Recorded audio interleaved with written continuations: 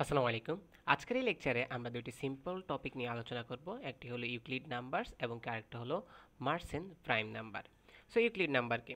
তো Euclid number ওই সংখ্যাগুলো যেগুলো আমাদের এই ল ফলো করে। তো এই লটা কি? আমাদের ই zero is equal two one and E N is equal two N এর ভ্যালু এন মাইনাস ওয়ান পর্যন্ত মাল্টিপ্লাই হবে এবং তার সাথে এক্সট্রা একটা ওয়ান যোগ হবে। এন এর ভ্যালু আবার বলতেছি এন মাইনাস ওয়ান পর্যন্ত মাল্টিপ্লাই হয়ে এক্সট্রা একটা ওয়ান যোগ হবে। সো বিষয়টা কেমন? আমি যদি ই ওয়ান বলি তাহলে ই জিরো তার সাথে প্লাস ওয়ান, মানে ই জিরো এখানে কি ওয়ান মাইনাস ওয়ান মানে zero, N minus one. So E zero plus one, E জিরোর ভ্যালু তো আমরা ওয়ান জানি, সুতরাং one plus one is equal to two.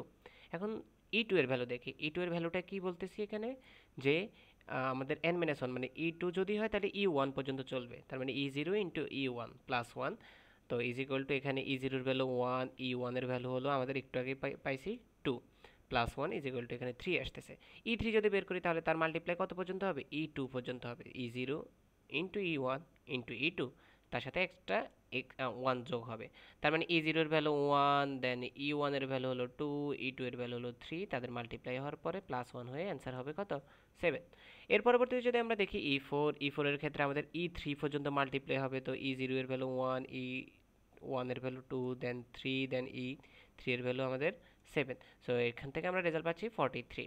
এর পরিবর্তে আমরা ই ফাইভ দেখতেছি যে এখানে ই ফোর পর্যন্ত চলবে, রাইট? তো E zero into E one into E two into E three এভাবে করে ই ফোর প্লাস ওয়ান দিলে আমরা অ্যান্সারটা পাই কত? 1807।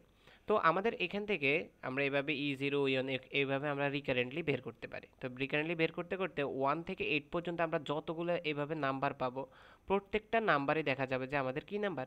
Prime number. এখানে অবশ্যই যে সিরিয়াল মেনটেন করে রেজাল্ট আসবে এমন কোনো বাধ্যবাধকতা নেই। এটা একটা নাম্বার যেটাকে ইউক্লিড নাম্বার বলা হয়, যেটা আবিষ্কার করা হয়েছে এই সিস্টেমের উপরে ফলো করে। সো এখানে টু, থ্রি, তারপরে ফাইভ আসতে হবে, দেন সেভেন আসতে হবে, দেন ইলেভেন আসতে হবে, এমন কোনো বাধ্যবাধকতা নেই। এই নাম্বারগুলো হলো ইউক্লিড নাম্বার। ওকে।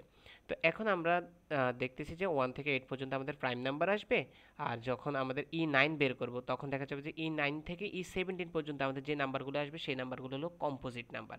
মানে প্রাইম নাম্বার যেমন আমাদের কোনো সংখ্যা দিয়ে ভাগ করা যায় না, কম্পোজিট নাম্বারকে আমরা কমপক্ষে একটি সংখ্যা দিয়ে ভাগ যাবে, ওয়ান আর ওই সংখ্যা ব্যতীত কমপক্ষে একটি সংখ্যা দিয়ে ভাগ করা যাবে, ওইগুলোই আমাদের কি composite number, right? So nine থেকে সেভেন্টিন পর্যন্ত যখন আমরা বের করব তখন দেখা যাবে যে আমাদের ওই নাম্বারগুলো কম্পোজিট নাম্বার আসতেছে। এর পরবর্তীতে আমরা যখন ই এইটিন, ই নাইনটিন, ই টোয়েন্টি বের করব ওই নাম্বারগুলোর ভিতরে প্রাইম নাম্বারও আসতে পারে, কম্পোজিট নাম্বারও আসতে পারে। এই কারণে ইউক্লিড নাম্বারকে বলা হচ্ছে রিলেটিভলি প্রাইম। এখানকার নাম্বারগুলো, এই যে ইউক্লিড নাম্বারগুলো, এগুলো প্রাইম নাম্বার হইতে পারে, কম্পোজিট নাম্বারও হইতে পারে। So that's why we are telling it relatively prime number. So এখানে এই জিনিসটার শেখার মেইন ফ্যাক্ট হলো আমাদের যেই নাম্বারগুলো ইউক্লিড নাম্বার, ওই নাম্বারগুলো থেকে যদি আমরা জিসিডি বের করি, ওই নাম্বারগুলো দুইটা নাম্বার যদি আমরা জিসিডি বের করি তাহলে সবসময় এটা ওয়ান আসে।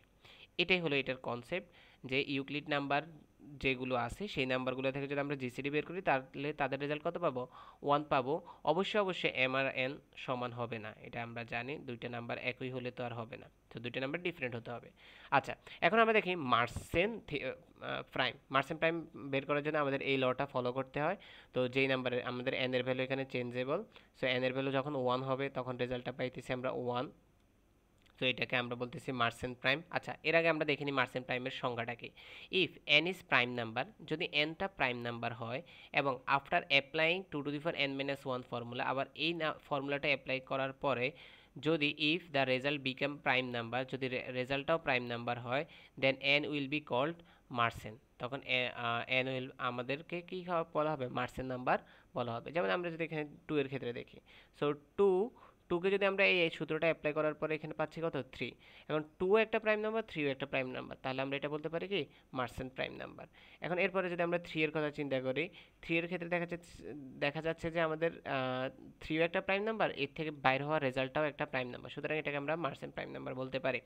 এর পরবর্তীতে এখানে ফোর দেখা যাচ্ছে, ফোর ফোর প্রাইম নাম্বার না, ফিফটিনও প্রাইম নাম্বার না, সো ফোর ইজ নট কি মার্সেন্ট প্রাইম। এখন যদি এখন এইভাবে দেখা যেত যে ফাইভ, এটা তো প্রাইম নাম্বার, বাট এখান থেকে মনে করেন ধরে নিলাম যে এখানে রেজাল্ট যেটা আসলো সেই রেজাল্টটা আমাদের প্রাইম নাম্বার না, এমনও যদি হয় তাহলেও আমরা মার্সেন্ট প্রাইম বলবো না। এই তো, এই দুইটা ছোট্ট কনসেপ্ট ছিল, আশা করি সবাই বুঝতে পারছেন। অবশ্যই সমস্যা থাকলে কমেন্ট সেকশনে জানাবেন। আসসালামু আলাইকুম।